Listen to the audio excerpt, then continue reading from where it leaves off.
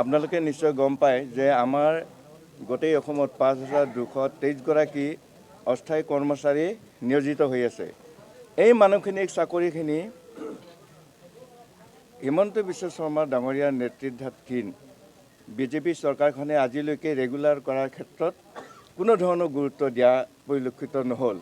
আৰু সেই চাকৰিখিনি নিয়মীয়াকৰণৰ দাবীত আজি আমি প্ৰথম কাৰ্যসূচী হিচাপে আজি 2 ঘণ্টীয়া ধৰ্ণা কাৰ্যসূচী আমি ৰূপায়ণ কৰিছোঁ। গোটেই অসমতে আমি এই 2 ঘণ্টীয়া কৰি চাৰ্কুল ৱাইজত আমি ধৰ্মঘট পালন কৰিছোঁ।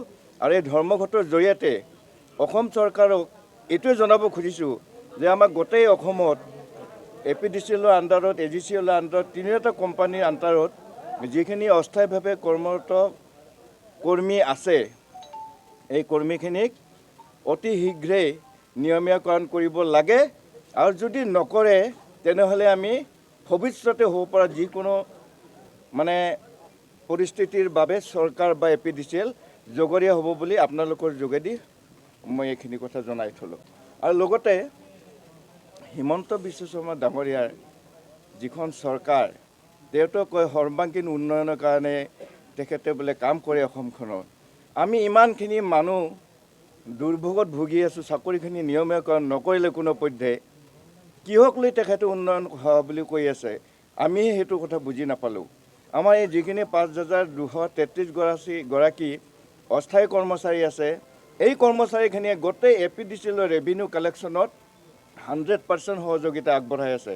কিন্তু চৰকাৰখনে দুৰ্ভাগ্যজনক কথা কি কাৰণত আমাৰ মানুহখিনি চাকৰিখিনি নিয়মীয়াকৰণ নকৰে সেইটোহে বুজি নাপালোঁ।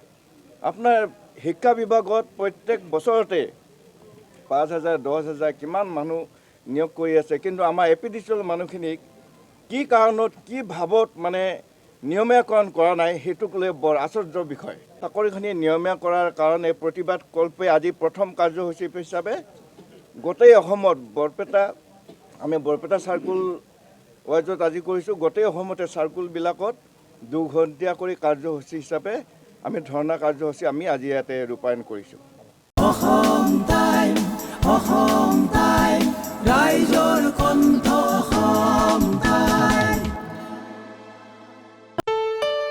ঘৰত আনন্দ আৰু সম্পৰ্কৰ চমক বজাই ৰাখিবলৈ জৰুৰী হৈছে সকলো আনন্দময় মুহূৰ্তত মৰমৰ উপহাৰ দিয়াটো।